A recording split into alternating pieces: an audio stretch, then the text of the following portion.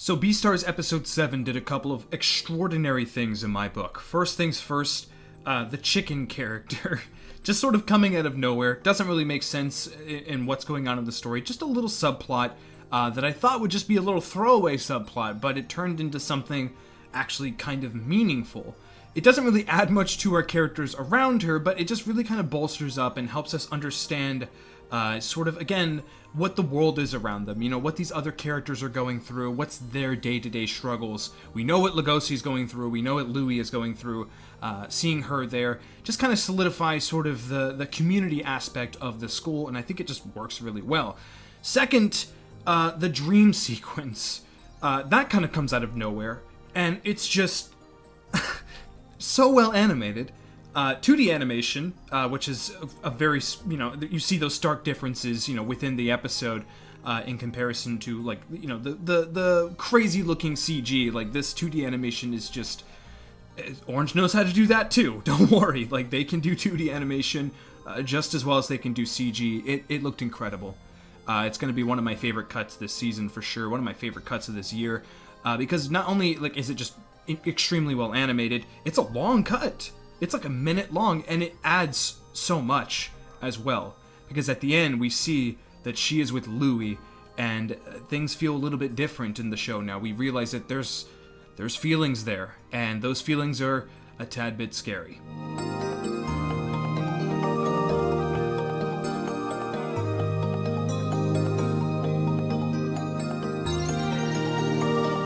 Hey everybody, glad you can make it back for another Beastars episode review / reaction thing. I don't really have a name for this. Today we're talking about episode 7, just episode 7 today, and it might be my favorite episode yet. I'm not gonna lie to you. In fact, it probably is. This episode, as I mentioned in the intro, was just chocked full of incredible moments, incredible payoffs and reveals, and it was a roller coaster. It truly was. I absolutely loved this episode for a multitude of reasons. Let's get into some of these. Aside from the dream sequence, obviously, the Sakuga, I love it, I truly do, but it's what that Sakuga means. Like, I felt that scene being directed in that way was so impactful. Like, they could have easily just had it like a blue background and her just fading or something like that. They could have easily just had her grabbing at nothing and then eventually grabbing Louis. Like, they could have easily directed that scene that way, but no, they went all out with it, and it adds to that relationship. It adds to what Louis means to her and what possibly, what her means to Louis. And I just really,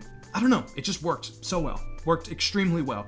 The scene after that, the reveal that Lugosi is right there at the door. He just slides the door open. Lugosi's there. My heart dropped. It absolutely dropped, and just such a good reveal, such a good moment there, and how Louis has to kind of like make up this story, how he's sort of panicking. He even says, like, don't, just calm down, just like, why am I panicking so much, just relax. I really, really love that. It kind of makes Louis a bit more human, makes him a bit more relatable. This is a normal dude that is just set at such a ridiculous standard that he has to, like, really try to be this person, and it's just really fun to see that. It's really fun to see that he's kind of struggling with that.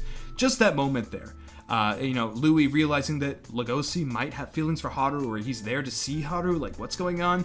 And then Lugosi realizing that Louis here, like, something's not adding up, and then the payoff at the end. Just, man, I love it when scenes can complement each other. I love it when moments can complement each other. I love it when you have big reveals and then resolve in the same episode. That is just incredible direction, incredible writing by Itagaki, just ridiculous. Absolutely ridiculous. Then we have all the stuff with Juno. Now, at first, I wasn't really digging it. At first, I didn't really care for Juno as a character at all. But then when they started dancing and when they started, coming up when Louis takes off the jacket, that was just an awesome moment as well. And I get it. I get why Juno, would have these feelings. Louis, he's a good-looking wolf. He is. But it's more than that. It's sort of the fact that there is somebody else that's like her that she can be with. And this is something that's sort of brought up in the episode again. Again, you have these sort of reveals of these moments where information is given to you, and then you see it happen right then and there. Louis, he can't be with Haru, not because he's just popular, but because his parents have a fixed marriage for him. His bride is already selected because he has to have these perfect, kids. This offspring has to be perfect. That's how his family works, and that's a real thing that happens in real life, and it's kind of gross and weird, and I don't know, like, I get why Louis is sort of lashing out against that. I get why he doesn't want that. That is not exactly ideal for a happy life. And we sort of see, you know, the attractions there to a similar species. You know, her being with Lugosi, Juno realizing that, hey, there's like another wolf here and he's really cute, blah blah blah blah blah, and there's something to be said here. And Lugosi even mentions it, and it's just a really good scene. Her heart is broken, obviously, by the end of it, but it just, I think it really worked in terms of sort of understanding how these species treat each other. Just Lugosi is so far removed from it. He is just affixed onto Haru. Like, that is what he's obsessing over. And I even like the moments when his friend Jack finds the hentai, the bunny girl hentai or whatever. Just a really funny moment there. When he's like, I never doubted you, I just want you to know this, don't get mad. Like, it's kind of like a moment when you actually find out that your friend reads bunny girl hentai. Like, it felt like a real moment. And I don't know, I guess in this world, like, bunny girls actually exist, so there's something weird going on here. Like, you're a wolf. What is this? What is this weird fetish? Is this video for adults yet? I think this video was for adults, right? Anyway, talking about bunny fetishes.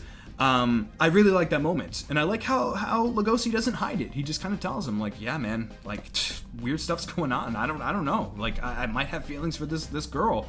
And then Jack starts kind of piecing it together, and I think he's gonna obviously figure out eventually that, hey, this dude loves Haru. Like, that's a real thing. And I love that. Just fantastic direction, fantastic ways to tell a story, fantastic ways to sort of develop these characters and not have everything deliberately told to the audience, I guess. I love stuff where we're kind of figuring it out with the characters, and I love that. The only part that was deliberate was the end of the episode when Lugosi realizes, hey, I love this girl. Like, I'm obsessed with her. This is a real thing. With the paint smashing in his hand, like, oh my goodness. Just, again, incredible. I love that final shot. Probably going to end up being my thumbnail. You'll probably find out when you click on the video. So yeah, to the imagery of the episode, to Lugosi taking off the jacket, to smashing the paint, seeing Louis patting Haru's head, like, there's just like a lot of... I felt something in this episode. I felt something that I haven't felt with other episodes. Other episodes have been great. Don't get me wrong. I love this show, but this episode to me just really elevated the series into me caring more about the characters and just caring more about sort of the story here. I think there's now something kind of to hold on to. I think we're now kind of like rooting for certain things to happen and wanting things to be revealed, and I really like that. I like that aspect. For the future of the series, I really want an episode that focuses on Haru. That's sort of like, that needs to happen in the next episode, or the episode after that. Like, I really just need that Haru episode where we see what's really going on with her. Why is she doing this to herself? Why does she have these feelings for Louis? Like, Louis is, I feel like, a very tragic character, a tragic person. I think that's what's sort of drawn her to him. I think that she has like similar feelings. You know, she feels like she's going through a lot of stuff too, and I get that. But I want to know, like, kind of a little bit of her backstory. You know, maybe that stuff with the boyfriend and all that, or her family life. You know, I keep getting these comments like, oh dude, don't worry, like there's going to be, or start worrying, there's going to be parents are in the series, mentioning Lugosi's mom and things like that. Thanks for spoiling that, by the way. Really appreciate it. But that's not exactly what I meant when I said that, by the way. I just meant right now. Like, I'm glad that the first episode didn't have parents in it or didn't have home life. I'm glad we still haven't gotten that yet, but I think that I'm kind of ready for that now. I'm kind of ready to see, you know, where these characters have come from, and I don't know if we're getting that this season or if that's something that happens way down the line in the manga series, but I'm glad that is a thing in the series. I think that does need to happen eventually, especially for a school series, but just in the beginning of the series, it makes sense to just focus on the characters. Let's build these characters up, then show, you know, what's going on in the background. And I think for Haru, I want to see that background more so than any of the other characters. I really want to see what her mindset is. You know, in this episode, that dream sequence, you know, we start to feel for her character, and I want that to continue. You know, we have Louis and Lugosi. Those are the main characters that I like feel for, that I understand, that I'm kind of rooting for in certain situations. But her, like, she's kind of just feels like a piece of the puzzle, and I don't want her to be that. You know, I want her to kind of stand on her own 2 feet and be this character. I don't want her to be sort of this object of affection. Like, I do want her to sort of be more fleshed out, and hopefully that's something that the mangaka did. So yeah, that's pretty much all I have to say. I want more of Haru, but this episode was still fantastic. The series is still fantastic. I loved this episode dearly. Probably, again, like, this is the kind of stuff that, like Audi. Like, this is what brings out the question, anime of the year.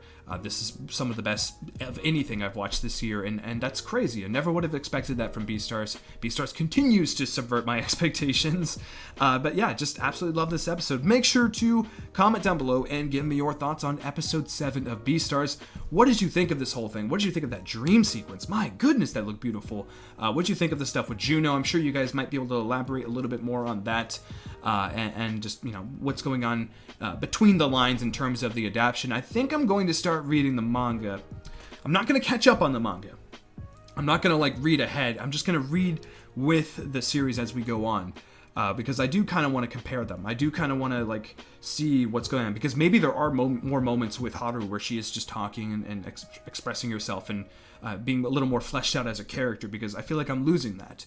And especially, like, moments like the chicken stuff. Like, I love that chicken little subplot there. Like, if the manga has more of that, give me that, please. Like, I absolutely want more just, like, random little stories about these, like, animal side characters. Like, I find that stuff extremely compelling. So I think I might be reading the manga. Definitely after the series is finished, I'm going to fully, you know, read the whole thing. But I think I might just pick it up and read a few chapters just to kind of go along with the anime series and do some comparisons in these videos, because I think that could also add to great discussion. So anyway, again, comment below, give me your thoughts on all things episode 7.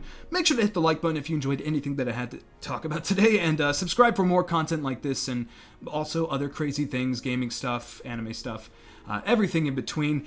And hit the notification bell. I've never said this before, but that's how, you know, the notification bell. You know what it does. If you care, click the notification bell. You know, I hate to see people that want to see my content not being able to see it, and that's something that you can do to prevent that from happening. So it would mean a lot to me, and again, if you want to, give it a shot. Give it a ring. You know, it's Christmas time. It's time to ring some bells. Anyway, thank you so much for watching, and until next time, happy holidays? Are we saying that now? There's a Christmas tree back here. What's going on? It's almost December. I'll see you guys later. Bye-bye.